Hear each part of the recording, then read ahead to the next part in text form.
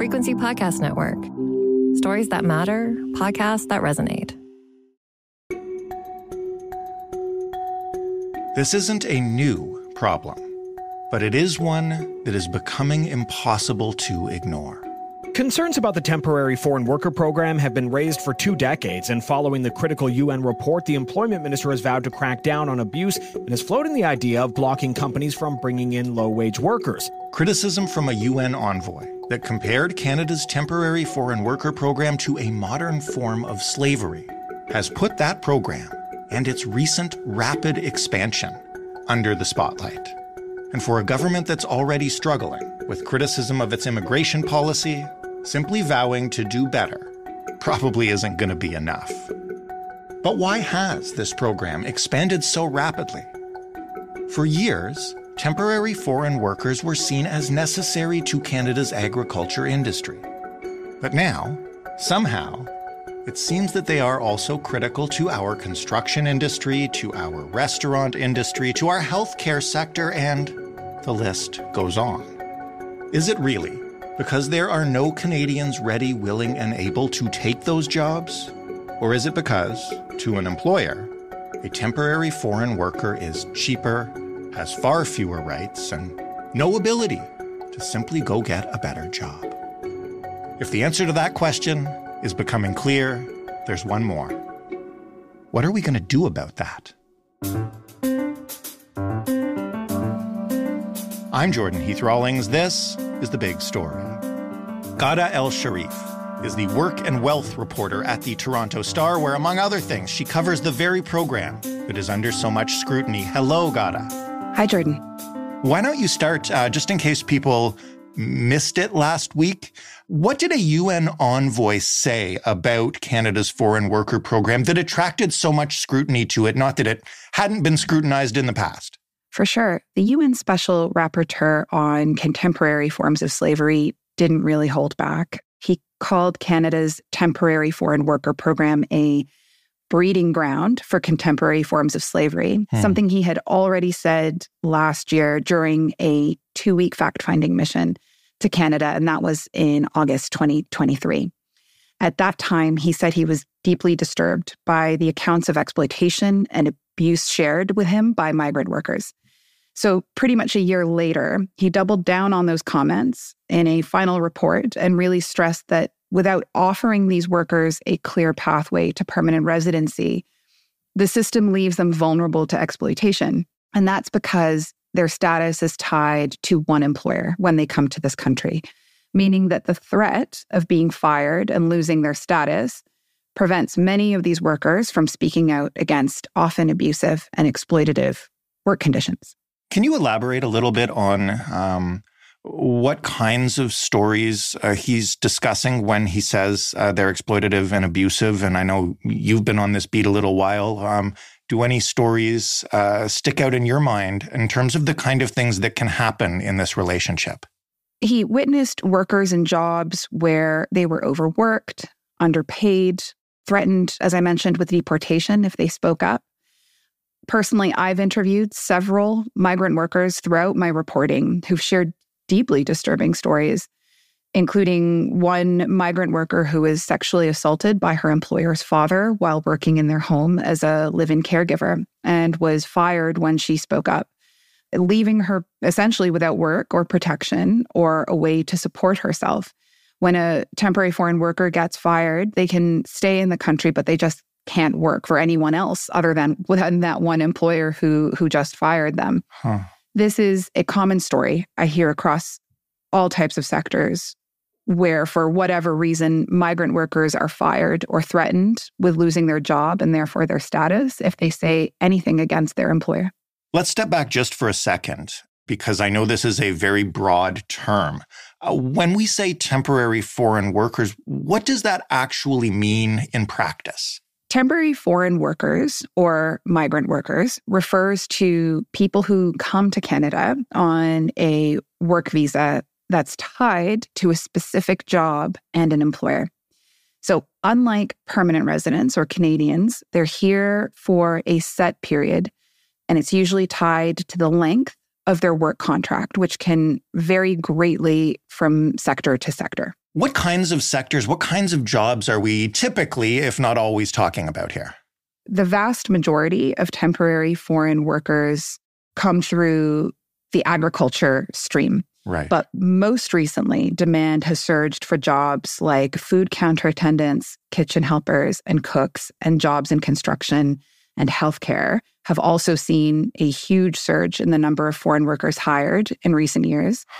The original idea was that temporary foreign workers fill jobs that employers claim Canadians won't or can't do. So, as I mentioned originally, the program was used to mainly fill jobs in agriculture, but the program has rapidly expanded in recent years to fill positions in sectors like food service, healthcare, and construction. And what kind of numbers are we talking about? Like, do we have a good grasp on exactly how many migrant workers are currently in Canada working these jobs today? That's a good question. And it's actually a more complicated answer than you'd expect. The numbers have really shot up, especially due to pandemic labor shortages, which saw many Canadians walk away from low-wage jobs. In 2023, nearly 240,000 temporary foreign workers were approved to work in Canada through the program, which is more than double what it was just 5 years ago. Wow. And these are just approvals, though, which show that employers' demand for migrant workers has surged. But it's also important to note that there's other ways temporary foreign workers can come to Canada. We're talking specifically about the temporary foreign worker program, but there's also the International Mobility Program. At the end of 2022, there were more than 1 million active work permits in the International Mobility Program. And this group includes a range of workers, including company transfers from abroad. And those permits have jumped 193% over the previous decade. Also, international students can be considered temporary workers as well because they have temporary work visas here. So Right. there's so many different ways. And what is the attraction? As you mentioned, there's no permanent citizenship on the table here. What is the attraction for these migrant workers? Why do they come to Canada? And why has this program surged in popularity? So for many, it's about opportunity and the hope of becoming a permanent resident in Canada. Even though the jobs are tough and conditions can be harsh, the wages are often higher than what they could earn back home, where there may not be opportunities at all. And a big reason for the surging demand is that Canada has been facing labor shortages, especially in sectors like agriculture, food services, and healthcare. Employers argue that they can't find enough Canadians willing to do these jobs, so they've turned to foreign workers to fill these gaps. And there's some truth to it. For example, in the agriculture sector, 40% of Canadian farm operators are expected to retire by 2033. But at the same time, critics argue that there's no such thing as a so-called labor shortage, and that the real issue is that these jobs come with such low wages, poor working conditions, and little job security, which makes them less appealing to Canadians. So instead of improving these jobs, companies are opting to bring in workers from abroad who have fewer options and are easily exploitable. As we see, a lot of these jobs that are filled by these workers are not temporary.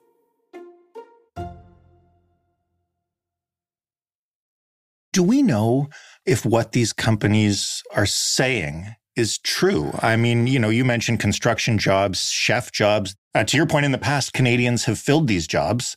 How do we make sure that employers are using the program as intended, I guess?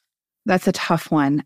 There's many ways the government is supposed to oversee how the program is run. A lot of critics, though, right now and advocates, labor advocates, are raising the alarm that because of these so-called labor shortages, a lot of the checks and balances are flying out the window. The allegation is that a lot of Canadian employers are relying on migrant workers to keep wages low, which is a huge deviation from what the original intention of this program was or is. And as I said, there is some truth to it, but with no pathway to permanent residency, there is this sort of second-tier workforce that gets paid less. The work conditions are worse than what most Canadians or permanent residents would accept. What do we do about it then, I guess, is my next question. You know, this is a government who, as we've covered on this show, is under fire for a lot of issues pertaining to immigration and our targets, including this program. Have they said anything about if the program's working as intended, if they plan to reform it, or what? The government is talking about tightening oversight of the program to crack down on abuse. The employment minister very recently promised more stringent inspections and penalties for employers who break the rules. They're considering raising the fee employers pay to hire foreign workers, which could make them think twice, potentially, before opting for this route. But really, without the promise of permanent status, many critics say these are hollow promises. And without permanent status, these workers don't have equal rights to Canadian workers. On top of that, when companies can hire foreign workers at lower wages, it's important to note that it puts downward pressure on wages across the board and doesn't create incentive to improve conditions. It's a big part of the reason why labor advocates are pushing for better protections and a pathway to permanent residency for these workers. How do we, to use a term I've seen around over the past week or so, how do we wean ourselves and our economy off of these temporary foreign workers? Because I've seen people claim that, you know, without this program, Canada simply wouldn't be able to function in many sectors. So the UN, through Obokata's final report, is urging Canada to provide all migrant workers with a clear pathway to permanent residency. And they argue that this would help end the exploitation by giving workers more security and the ability to stand up for their rights without fear of being deported. There is a growing awareness of the issues, and there is momentum for change, especially as more stories of exploitation come to light. But it's really important to clarify something here. Immigration and immigrants are not the problem. In fact, immigrants are essential to our economy and society, and this has been proven time and time again. The issue isn't that we rely on foreign labor, it's that we're relying on it in a way that's unfair and unsustainable. These workers are coming here, contributing to our economy, and filling crucial gaps in the labor market. They deserve the stability and protection that comes with permanent status. The solution isn't to necessarily stop bringing in foreign workers. It's to ensure that when they do come, they have the same rights and opportunities as anyone else. And so if we want to build a fair and just society, we need to stop treating these workers as temporary or disposable and start recognizing them as valued members of our community. Do you get a sense from your coverage on the beat or from anything anyone has said in response to the UN's report that there is an appetite on behalf of the government to create a pathway to citizenship? So there are some pathways, but they're pretty limited.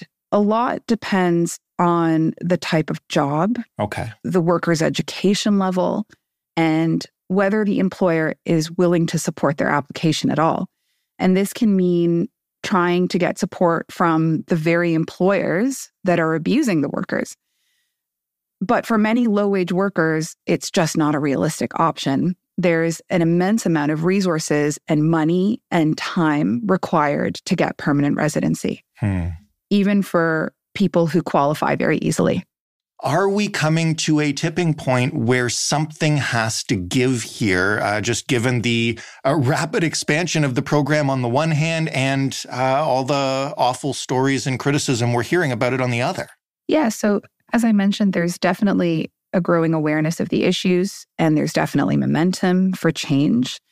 The employment minister came out and made these remarks very recently, which also indicates that the government is aware of fraud and scams being done to bring in many of these migrant workers.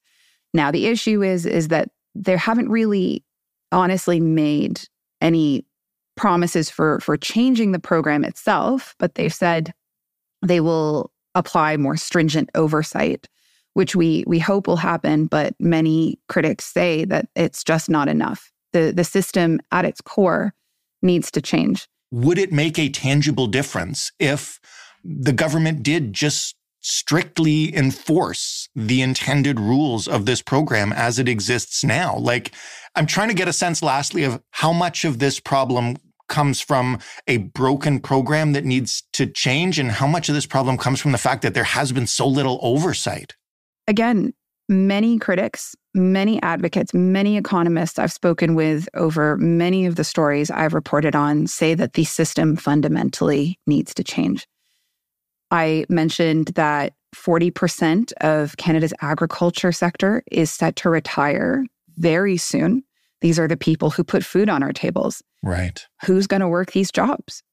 So the system itself, which allows for the exploitation, the system which ties a migrant worker to one employer, fundamentally needs to change, which is what critics and advocates are saying. Because that system is what allows them to be exploited, prevents them from speaking out against exploitation, and prevents also the workers that we need to stay here to remain in these jobs that no one wants to take. So fundamentally, and this is what the UN report said, the halfway measures that are currently in place are not enough. And permanent residency needs to be given to these migrant workers to protect them and to ensure that all workers have equal rights to walk away from an exploitative job, an abusive employer, and doing so would also ensure that employers increase wages, maintain good working conditions for everyone, not just migrant workers, for Canadian workers too. Ghada, thank you so much for this. Really appreciate it. Thank you so much for having me, Jordan. Ghada Alsharif, work and wealth reporter at the Toronto Star. That was The Big Story. For more from us, you can head to thebigstorypodcast.ca. You can talk to us anytime and give us some feedback. We got some great feedback from our listeners about last week's Fixing Canada series. Something tells me Joe and I will soon be sitting down to talk through that. But for now, if you want to get in touch, the email is hello@thebigstorypodcast.ca, and the phone number to leave a voicemail is 416-935-5935. Thanks for listening. I'm Jordan Heath Rawlings. We'll talk tomorrow.